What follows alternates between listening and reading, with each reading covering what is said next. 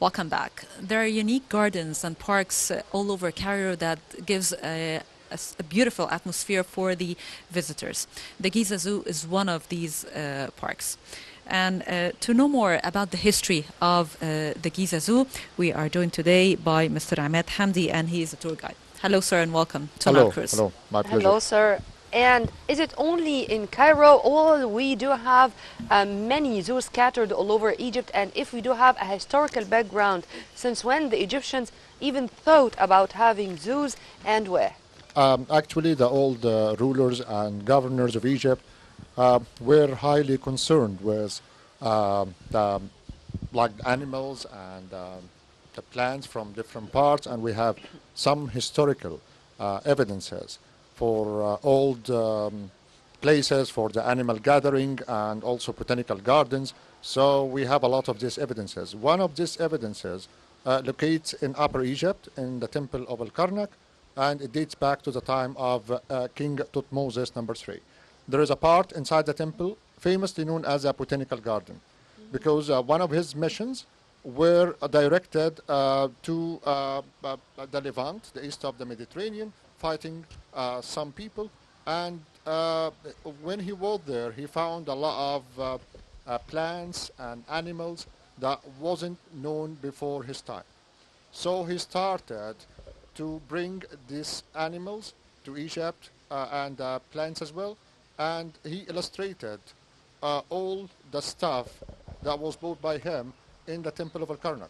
So we do consider the botanical garden of Al-Karnak is the oldest documented botanical garden ever in history, and it dates back to nearly 4,000 years old. This is one of the places, but also from the history we have a lot of information about the time of the Greeks. The Greek rulers were also concerned with the botanical places, and they directed some of their missions to different parts of Africa and in Asia Minor. And they successfully brought some of these plants and the many species of plants and animals, birds and reptiles to Egypt, and they established what we know from the time of Tutmosis III, for example, that he established a place known as the Botanical Garden in Alexandria, and also it was illustrated in one of the famous places, in the old places in Alexandria. Also Queen Cleopatra, the seventh, the famous Cleopatra, also she built a zoo in Alexandria, and she brought many species of animals and birds. Unfortunately, she illustrated all the stuff on the walls of her constructions. So we can consider that the old Egyptians who they made the idea of a zoo in the Yes. culture. Yes, definitely. Yeah. Okay, so Khedive Ismail, of course, was one of the rulers that wants to make modern Egypt, and of course he was focusing on Cairo to make it one of the most beautiful capitals that competes with other European capitals around the world.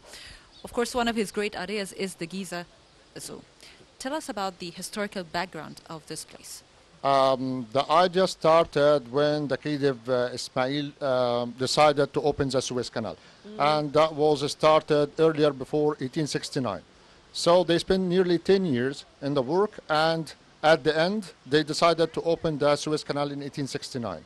So since 1869, Khedive Ismail started building this zoo. It wasn't like that when it was firstly established, but it was a bit smaller.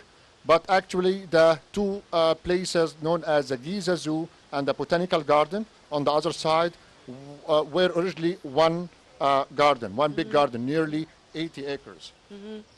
Then at the beginning of the 20th century, they started building the Cairo University, so they decided to have a main road between the two parts of the garden. So we have the Giza Zoo, that's where we are now, and on the other side, from the other side of the main street, we have the Botanical Garden. The date of the Botanical Garden dates to the year 1873. But the Giza Zoo was built and completed later, nearly 30 years after that. But the most interesting about this zoo, that it was firstly known as the the third oldest zoo in the whole world. And this is the oldest in Africa, and the biggest also in Africa, and the biggest in the Middle East. Yeah. So it's quite big and have thousands of species, either for the trees and the plants or the flowers, or also for the birds, the reptiles, and the other different animals from some African countries. And of course, huge sums of money were spent, and the architecture, the designs, the plans, everything, it was very accurately chosen. How do you see the location, sir? How do you see the size of the park, and to what extent do you think that Khedive Ismail thought about this place as something for history, as something which is going to remain forever? It's not only for such years and it's going to vanish. No, it's going to continue. Yes, definitely. It's the place of the Botanical Garden, and the Giza Zoo is one of the most beautiful places all over Egypt, especially in Cairo. It locates by the shore of the River Nile. So we have Cairo on the east and Giza on the west side. He also decided to add some beautiful hotels along the way, like the Hotel, which is one of the oldest hotels, and also built for the occasion of opening the Suez Canal. The size of the Botanical Garden and the Giza Zoo is quite big, and it's not also like the other zoos or like the other botanical gardens in the whole region. We said that this is the biggest and the oldest, and considered one of the most interesting places all over Egypt. Okay, when Khedive Ismail had the idea to build this place, of course, he had the help of some experts from around the world. There are places here in this park that is considered one of a kind. Tell us some of these places. The French engineer Tour, who built the Eiffel Tower in France, added a famous bridge here in this garden. He also added some other constructions, like the main bridge of the railway, which connects the both banks of the River Nile. It's not far from here. This is also among his works. And also there is a Turkish engineer who added the kiosk, which is a historical kiosk here. And also we have the corals, which is behind us now. Yeah. It's also more than 100 years old. So it's also considered one of the monuments. And what about this place or its position on our touristic map? Unfortunately, it's not one of the main places which considered among the tourist places. Why? I know that, sir, but I know whenever we're speaking about such a place with its historical background, how it's not in our historical map? I think the main problem related to the programs that we just sell for the tourists all over the world. We have a lot of problems of considering some nice places like the zoo or the Giza Zoo for the tourists. We don't really recommend these places for them. They are highly concerned with the famous places like the pyramids, the museums, the temples, the many places that we have. Also, we miss for our main propaganda for these places and the national parks as well. We have a lot of national parks which is considered to be open zoo. And the Eastern Desert near the Red Sea, even in Sinai or the West Desert. But for this garden, we should say that we have a problem for considering this place as one of the nice places for the tourists. We have to do our best in the propaganda for making this place, a place like this, so famous for the people. So we should tell them about the historical information of the place. Yes, sir. This is the point, sir, because when you tell a tourist that you're gonna go to a zoo, he's gonna say, "I have one at home." But if you focus on the historical part, it's gonna attract him, of course, to come to this place.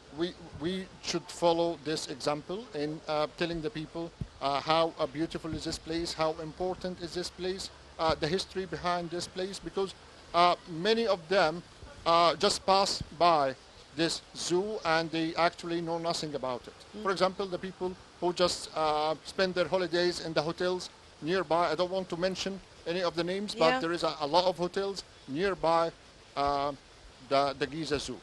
To focus on the point raised by Dina, sir, as far as I know, that whenever there is a place which is more than 100 years, it's monumental already. At 130 or more. And this is 130. So it cannot be included into with our monumental site, far from being a zoo.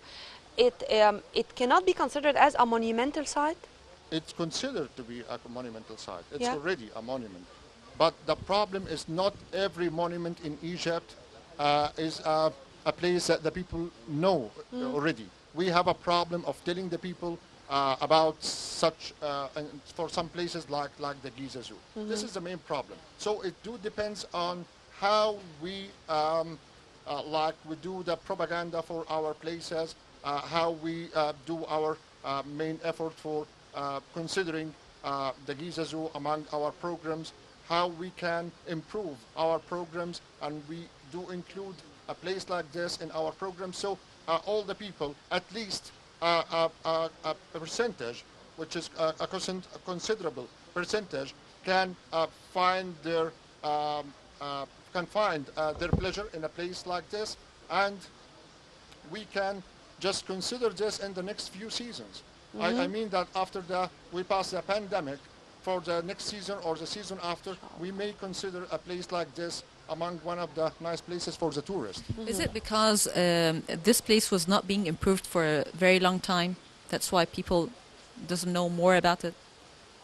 The problem, it's the people who comes here, we nearly have a 1 million visitors every year for this park. But the main problem, for example, for the Arab tourists who spend like a week or more or less in Egypt, and they already went to everywhere. They saw the downtown, they saw the museums. They don't have really a chance to move outside Cairo, so they spend their holiday in Cairo. So the question is, why don't we recommend a place like this for them? They can spend a half day watching the animals and the birds and enjoying the whole place of the park. So we don't really have a plan for this, and we do hope that our future plan will depends on an article like this. Well, Mr. Emad Hamdy, our tour guide, thank you very much for your input, sir, and have a very good day. My pleasure. Thank you very much. And now moving to a quick break, so please stay tuned.